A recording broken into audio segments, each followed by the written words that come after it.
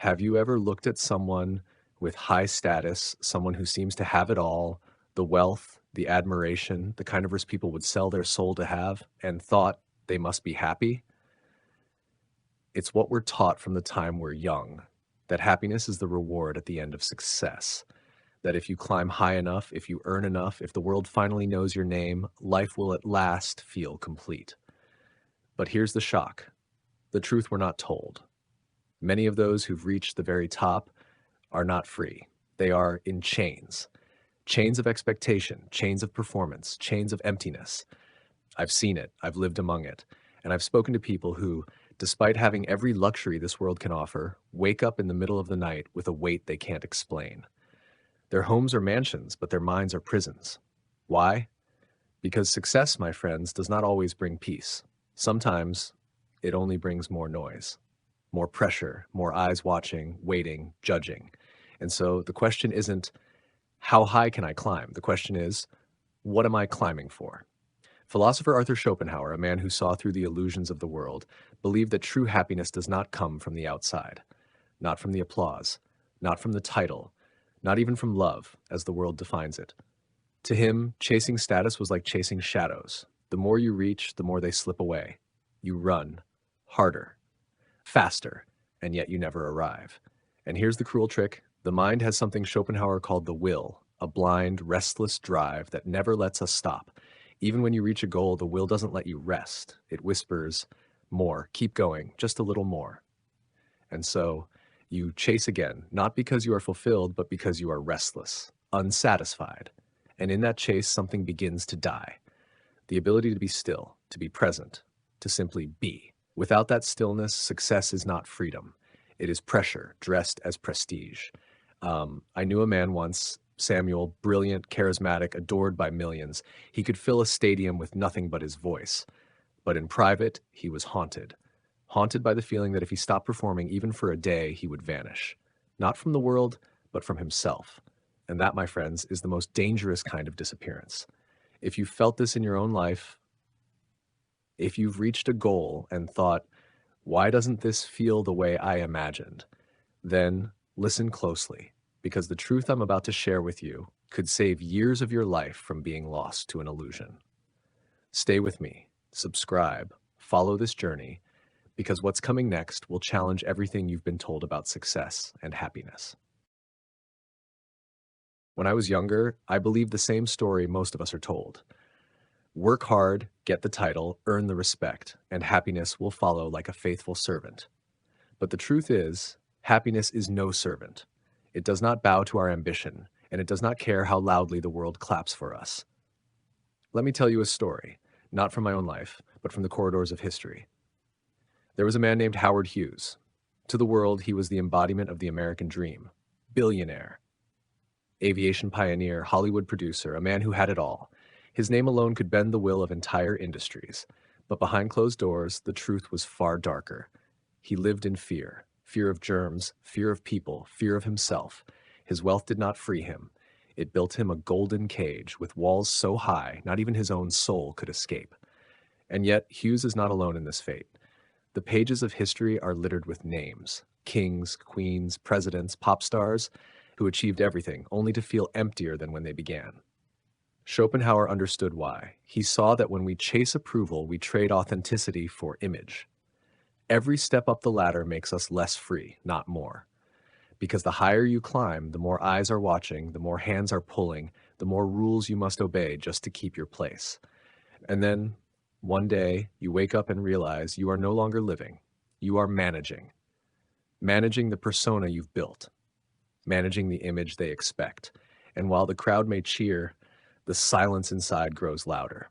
I remember once walking the back corridors of a theater just minutes before a sold-out show. The man about to walk on stage was a legend. People in the audience were shaking with excitement just to breathe the same air as him. But I saw his eyes, just moments before he stepped into the light. There was no joy, no spark, only exhaustion. And something else, a quiet, almost invisible despair. It reminded me of a truth hidden in the sacred texts of many faiths, from the Bible to the teachings of the Buddha. In the book of Ecclesiastes, King Solomon, a man said to be the richest, wisest ruler of his time, wrote these haunting words: I denied myself nothing my eyes desired. I refused my heart no pleasure. Yet when I surveyed all that my hands had done, everything was meaningless, a chasing after the wind. The Buddha, too, spoke of the endless craving that keeps humanity bound in suffering, the idea that we are forever reaching for more, only to discover that desire is never satisfied. Different worlds, different tongues, but the same truth.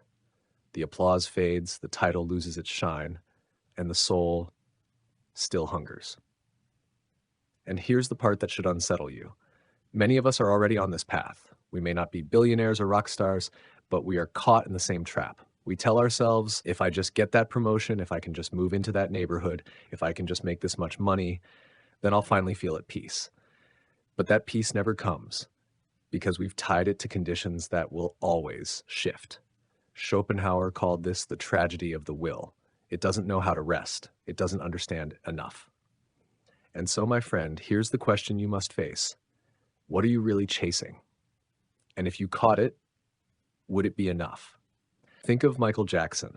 The man could not walk down a street without causing chaos. His concerts were so intense, people fainted just from seeing him. And yet, he spoke often of loneliness, of feeling unseen, not the icon, but the human.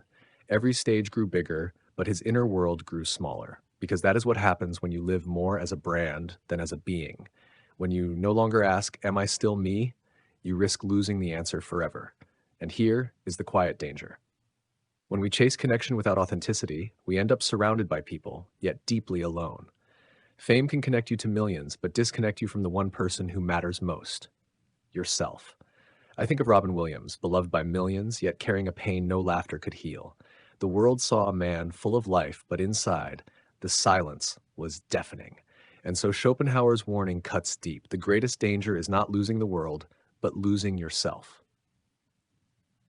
Now, I can already hear some of you thinking, so should we just abandon ambition? Should we give up on success?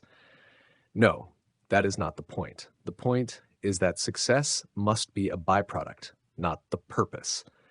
Status cannot be the center of your compass. Otherwise, you will be forever spinning, never arriving. In the ancient wisdom of the Desert Fathers, early Christian monks who fled to the wilderness, there was this saying: sit in your cell, and your cell will teach you everything. What did they mean? They meant step away from the noise, step away from the race, learn to hear your own voice again. Because if you cannot be still with yourself, you will never be free, no matter how high you climb. This is why solitude is not the enemy. It is the doorway. Schopenhauer didn't see solitude as loneliness, but as clarity. The kind of clarity that strips away the masks, the performances, the endless proving, until what remains is you. And in that stillness, you discover something shocking. You don't need as much as you thought. You don't have to chase as hard as they told you. And the things you feared missing were never the things that mattered. If this speaks to you, if you've felt the weight of chasing without peace, I invite you, subscribe, stay connected. Because this journey is not about retreating from life.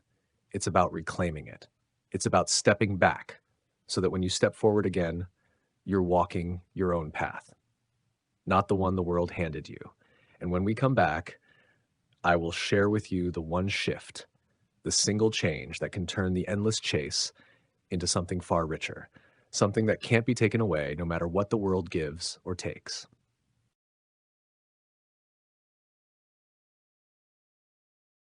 And so we arrive at the quiet truth, the one Schopenhauer whispered between the lines, the truth so many high-status figures never dare to speak aloud. Happiness is not hiding in the applause. It is not tucked away in the titles. It is not sealed inside the vaults of the wealthy. It is in the invisible, the things that cannot be traded, measured, or stolen. The problem, my friend, is that the more you possess, the more you fear losing. Every victory you win plants the seed of anxiety about the day it might be taken away. That is why so many powerful men cannot sleep at night. They may have the world in their hands, but their grip is trembling. I once met a retired judge, a man who had shaped the fate of cities, commanded courtrooms, and lived in a home most of us would call a palace. And yet, as we sat together in his garden, he looked down at the ground and said, "All my life, I was afraid. afraid of making the wrong ruling, afraid of losing my reputation, afraid of what people would think if they saw me as I truly am. I will never forget the look in his eyes, relief and regret mixed together. Relief that the race was over, regret that he had never learned to live outside the race. Schopenhauer would call this the prison of the will. When your worth depends on the chase, you cannot stop running. And one day, you collapse, not because the race was too hard, but because you never knew where the finish line was. If we truly wish to escape this prison, we must shift our pursuit entirely, not from high status to low status, but from status to substance. Substance, meaning the life that remains when all the noise is stripped away. Think of the farmer who wakes before dawn, not because anyone is watching, but because he loves the rhythm of the earth. The mother who hums to her child in the dark, with no audience, no stage, just love. The craftsman who works in silence, shaping wood into beauty that will outlast him, not for praise, but for the joy of creation. These lives are rich not because the world claps, but because they are lived from the inside out. Schopenhauer believed that true happiness could only come from what he called inner wealth, the ability to enjoy solitude, to feed the mind, to live in harmony with one's own nature. Because unlike fame, unlike fortune, inner wealth cannot be stripped from you by public opinion or by time. But here's the hard part. To build inner wealth, you must be willing to let go of some of the outer wealth, or at least your dependence on it. You must accept that some people will misunderstand you, that some doors will close, that you may even disappear from the world's radar. But in that disappearance, you will finally see yourself clearly. And in that clarity, you may find the joy that kings and billionaires spend their whole lives searching for, but never claim. So if you are listening to this, I ask you, when was the last time you stepped outside the performance? When was the last time you chose peace over approval, meaning over recognition, your own voice over the world's noise? Because in the end, your social status will not stand at your bedside when your final day comes. Your wealth will not whisper comfort into your soul. Only the life you truly lived will. And maybe, just maybe, that is what happiness was all along. If these words found you tonight, if they stirred something inside, then join me here again. Subscribe, stay, because the pursuit of truth is not a journey of status. It is a journey of the soul. And the soul always knows the way home.